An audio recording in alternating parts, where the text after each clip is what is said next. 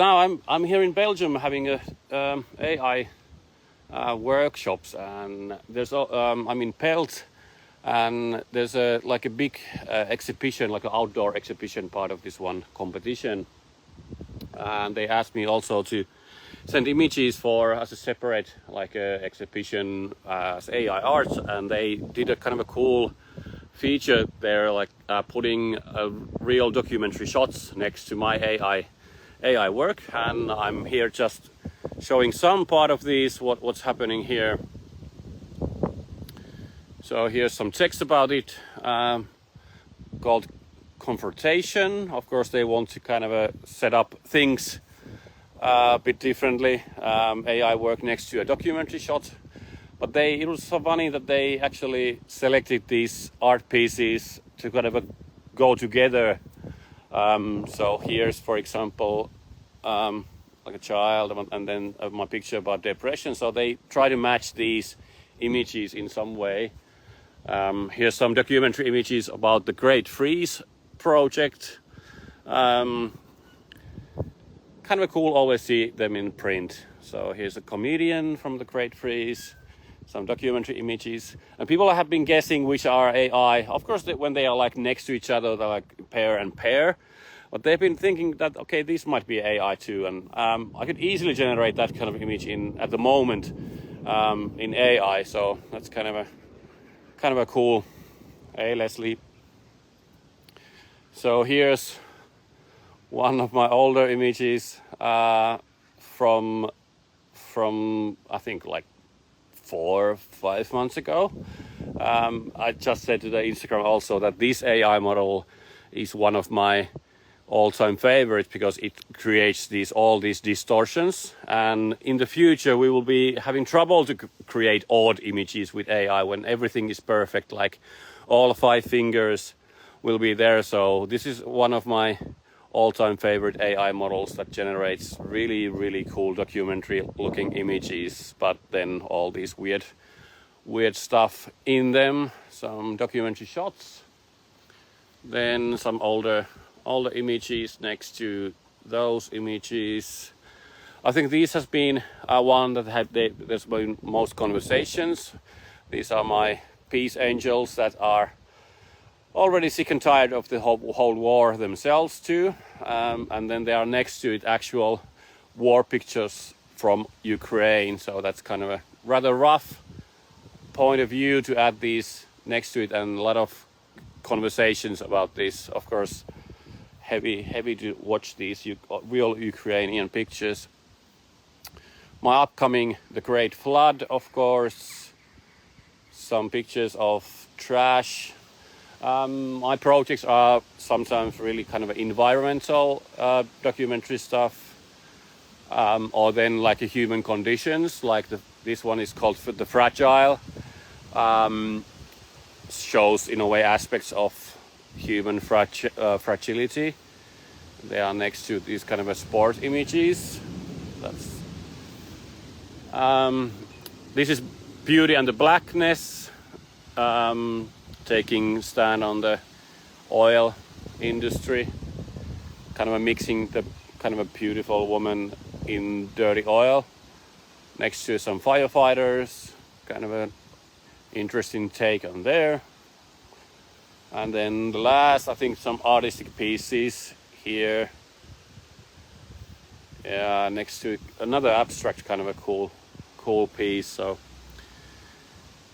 a lot of cool things. So yesterday I ended my first workshop here with around 15 people maybe, and it's a 2-day workshop where we start from the basics. I'll explain everything about AI, how it works, and then we go to basically to Midjourney, and I'll explain how it works and all the tips and tricks how to get maximum control in Midjourney. Of course, it's a tool that I use not that often anymore, but then we also have a photo shoot with model, and that's basically gathering the material for the next stage. So we're gonna train our own AI models and move on to the stable diffusion teaching most of the tips and tricks that I know from that, from AI models to control, when you're able to get the maximum control with your images. And yesterday there was really amazing stuff that people did with these tools already, and I can see that some of them will be really successful for utilizing then is it a commercial photo shoot or fashion or product shots. I think everyone saw the benefit and the kind of tools that help you to combine your own photography or own art or whatever with AI tools. Not just using AI, it's a tool that will just help your creative process. So it's been kind of cool to see how happy the people have been to learn all these techniques that maybe bring some new avenues of commercial work or business side to them. So a lot of people think that AI has stolen all their artistic images, and then it's utilized as some kind of database of these stolen images, and then it's just making collages out of these.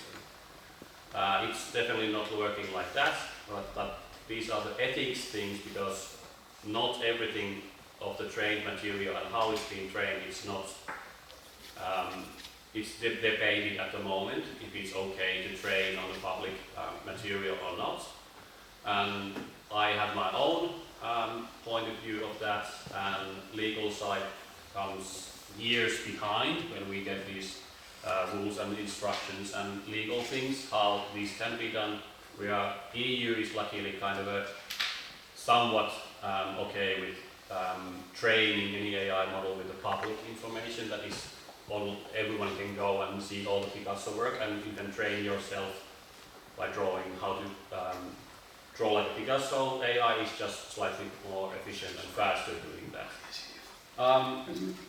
So now I'm going to talk about how AI basically works. If I talk the bare bones of AI, is image generation software. Here's an example of Midjourney prompt. A prompt is a text that AI is going to translate into an image. So you could find Midjourney and just write, for example, a tiny, cute, adorable piglet adventure dressed in a warm overcoat with survival gear on a winter's day. But I can just make me a bronze statue of Henry Cavill. That looks like photography. It's not photography. It looks like beautiful HDR, maybe shot like 80mm lens. So these are just to show that there's more to it than only text-based stuff that we are doing in Midjourney. Of course, we can feed images to Midjourney too, but I will show that later today. When you're talking about image generation, they are called diffusion models. And diffusion, for example, in natural life, real world, it would be that I drop an ink drop into a glass of water. That ink drop diffuses into the water, and there's no possible physical way to get that back into an ink drop. We cannot do that. We cannot travel back in time. We cannot fully diffused ink from water. We cannot get it back to ink drop form anymore. But in the computer science world, we are able to add noise for a picture of a cat until it's totally unrecognizable, just a noise, and AI is able to regenerate that image back to its original form from that random noise generated. And while it is doing this process, it's learning and it's like our own brain is learning. It is not storing that image anywhere, it just learns what that was. This was a cat. Apple floating in the air, and the only thing that you know about apples is pictures and the text under. And then you come out from that room and people ask you, can you draw an apple?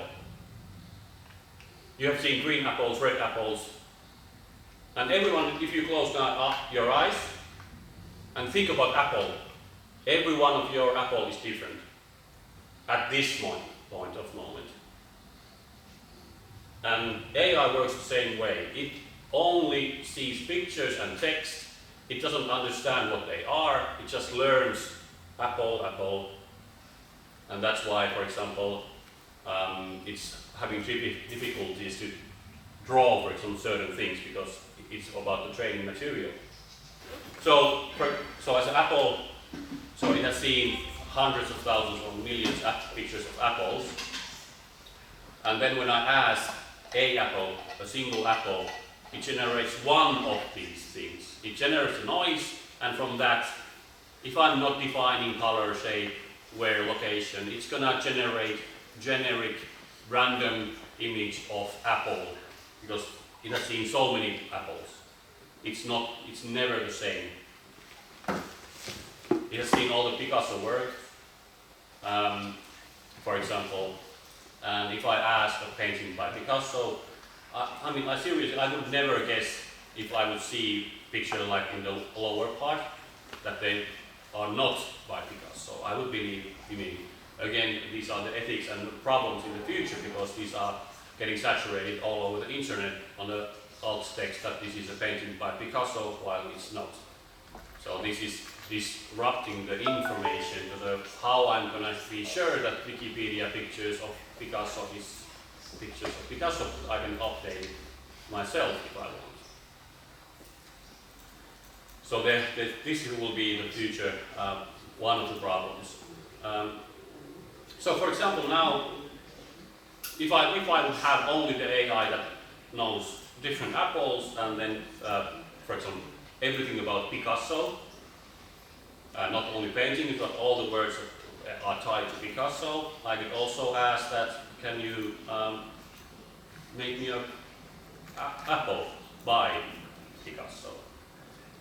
So it knows the style and it can generate, okay, apple was this and Picasso's style was this. I'm going to generate this noise and guess, okay, here's an apple by Picasso. Yes, I can do that too. Really weird, but still, it's an apple that looks like Picasso.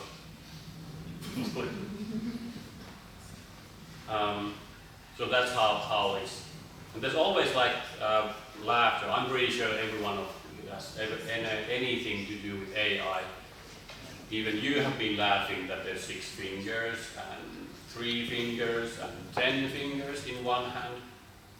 But the problem why it does that, or the reason why it does, is because, for example, hand it doesn't understand what hand is. It doesn't understand if it goes into a fist, or there's 5 fingers, or it has these joints that move like this.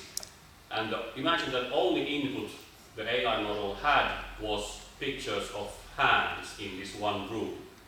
And then there was a picture of hand like this. It's like 1 finger. You don't know what this is. It's still a hand. It might say hand in a fist. What is this? What is this? What is this? So it cannot understand the functionalities. It just sees images, and then when I ask a hand, it might be a random number of fingers. It saw a hand that was sideways, or like this. It looks like 3 fingers or 2 fingers. It doesn't understand, in a way, the concept of what this is or functionality. It just generates image. There's ways of fixing this.